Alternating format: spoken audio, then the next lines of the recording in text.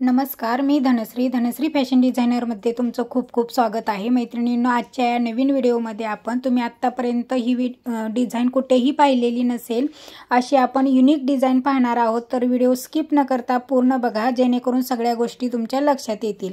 आता इथे आपल्याला पूर्ण उंची 13.5 इंच आहे प्लस 1 इंच असं 14.5 इंचावरती मार्किंग करायचं आहे। इथे आपण बॅक साइड कटिंग करून घेत आहोत। 14.5 इंचावरती मार्किंग करून त्यावरती एक लाईन आखून त्यावरतीच आपल्याला गळा रुंदी आणि शोल्डर टाकायचा आहे।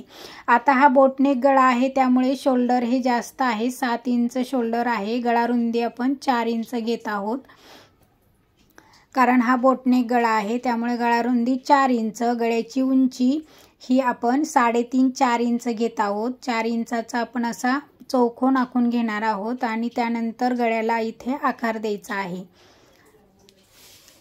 इथे व्यवस्थित बोटनेकचा गळा आपण ड्रॉ करून घेत आहोत। हे बघा, अशा पद्धतीने बोटनेकचा गळा ड्रॉ करून घ्यायचा आहे।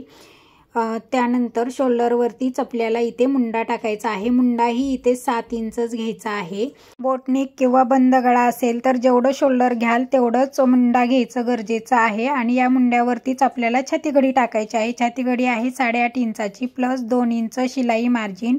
आता इथे आपल्याला मागच्या मुंड्याचा आकार टाकायचा आहे। मागच्या मुंड्याचा आकार हा पाऊण इंचावरती एक मार्किंग देऊन आपल्याला इथे मागच्या मुंड्याचा आकार द्यायचा आहे। आता इथे बघा, आपल्याला बोटनेकच्या खाली 1.5 इंचावरती एक मार्किंग करायची आहे। रुंदीला 4 इंच असा चौरस आखून घ्यायचा आहे, कारण आपल्याला इथे खाली डिझाईन बनवायची आहे। आणि या चौरसामधून आपल्याला 1 इंचावरती मार्किंग करून असा गोल आकार देऊन घ्यायचा आहे।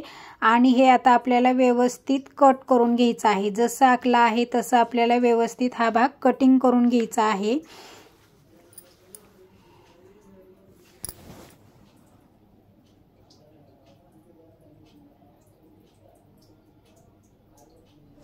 इथे शोल्डरला थोडंसं अर्धा इंच म्हणजे आपण उतार दिलेला आहे। बोटनेक किंवा बंद गळा असेल तर शोल्डरला अर्धा इंच उतार देणं खूप गरजेचं असतं।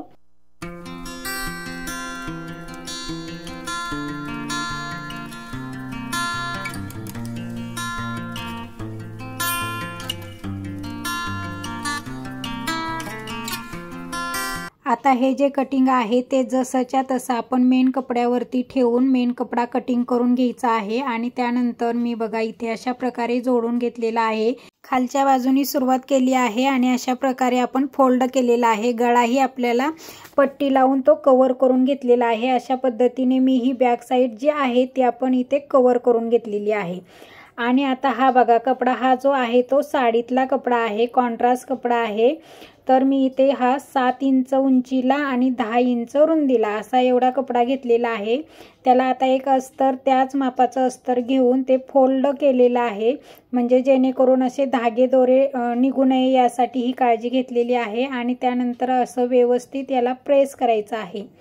प्रेस केल्यानंतर आपल्याला या कपड्याला वरती आणि खाली अशी गोल्डन कलरची लेस लावून घ्यायची आहे।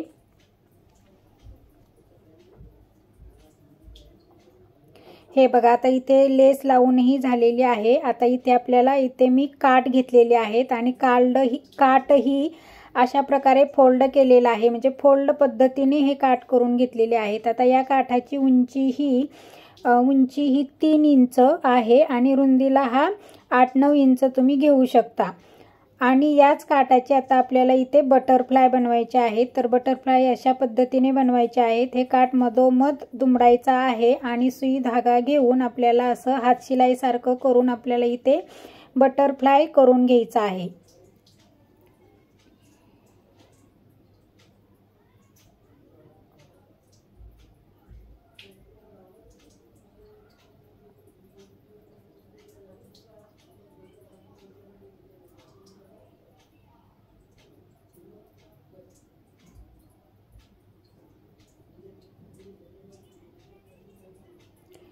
आणि त्यानंतर मधोमध असं म्हणजे पॅक करून आपल्याला यावरतीच आपल्याला एक बटन लावून घ्यायचं आहे।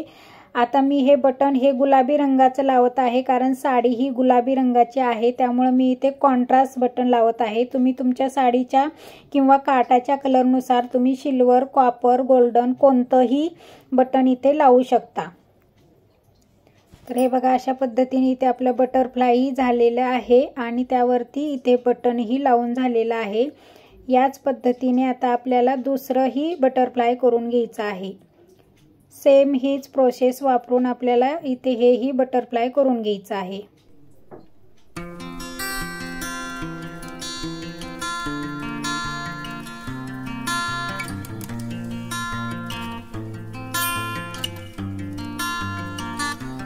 बघा आता इथे आपले दोन्ही बटरफ्लाय तयार आहेत। आता हा जो खाली गुलाबी कलरचा कपडा आपण तयार केलेला आहे त्यावरती असं व्यवस्थित इथे हे दोन्ही बटरफ्लाय अटॅच करून घ्यायचे आहेत आणि आपल्याला असं टीप मारून घ्यायचे आहेत। हे बघा अशा पद्धतीने व्यवस्थित अगोदर टीप मारून घ्यायचे आहे, जेणेकरून हे म्हणजे हलू नये, व्यवस्थित राहावं त्यासाठी टीप मारून घेतलेली आहे। धागे दोरे जे काही असतील ते काढून घ्यायचे आहेत आणि आता हा आपला बॅक साइड जो आहे त्याचाही मध्य करून घ्यायचा आहे, म्हणजे व्यवस्थित आपलं मध्यावरती हा पॅच तिथे अटॅच झाला पाहिजे। यासाठी मी इथे वरती एक मार्किंग करून घेतलेली आहे।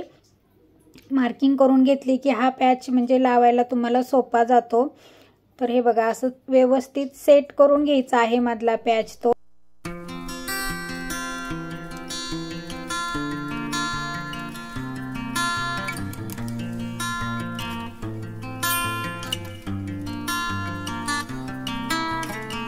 आणि इथे अशा पद्धतीने दोन्ही बाजूला असं मार्किंग करून घ्यायचं आहे, म्हणजे आपला पॅच हा सरकता कामा नये। आणि या असं म्हणजे व्यवस्थित आपल्याला हा टीप मारून घ्यायचा आहे।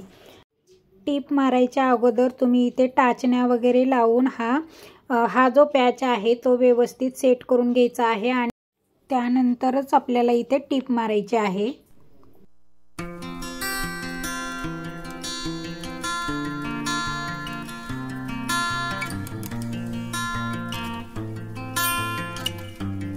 आता इथे आपल्याला पाठीमागचे टक्स मारून घ्यायचे आहेत। तर इकडे असं दोन्ही बाजूला समान अंतर घेऊन उंचीला 5 इंच आणि रुंदीला अर्धा इंच अशा पद्धतीने आपल्याला इथे टक्स मारून घ्यायचा आहे। हे बघा इथे अशा पद्धतीने दोन्ही बाजूला आपण टक्स मारून घेतलेला आहे। आता त्यानंतर आपल्याला इथे व्यवस्थित गोल्डन कलरची लेस लावून घ्यायची आहे सगळ्या बाजूनी।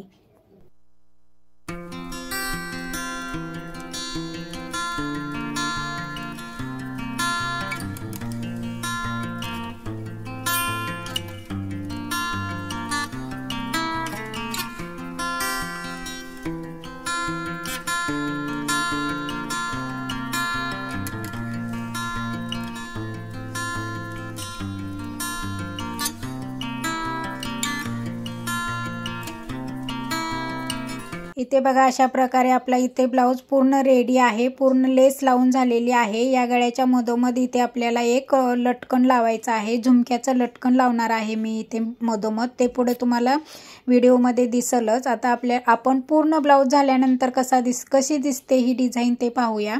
इथे बघा हा प्रिन्स कट ब्लाउज आहे, पुढे पंचकोनी गळा केलेला आहे, प्रिन्स कट प्लस कप्स टाकलेला ब्लाउज आहे आणि इथे स्लीव्ज ही साऊथ इंडियन स्लीव्ज केलेली आहे, त्यामुळे या ब्लाउजला खूप सुंदर लुक आलेला आहे। आणि आता ही बॅक साइड पहा, बॅक साइडमुळे ही या ब्लाउजला खूप सुंदर लुक आलेला आहे। इथे बघा हे झुमक्याचं लटकन लावलेलं आहे मी, ते घातल्यानंतर खूप सुंदर दिसतं। तर अशा प्रकारे ही डिझाईन मी तुम्हाला अगदी सविस्तर खूप सोप्या पद्धतीने सांगण्याचा प्रयत्न केला आहे। तर बघा मग मैत्रिणींनो, आजचा हा व्हिडिओ तुम्हाला आवडला असेल तर व्हिडिओला लाईक करा, कमेंट करा आणि इतरांना शेअर करायला अजिबात विसरू नका। आणि हो, आपल्या चॅनलवर जर तुम्ही अजूनही नवीन असाल तर चॅनलला सबस्क्राईब करा। सबस्क्राईब केल्यानंतर पुढील बेल आयकॉन क्लिक करा, जेणेकरून तुम्हाला आपले नवनवीन व्हिडिओ लवकरात लवकर मिळतील। धन्यवाद।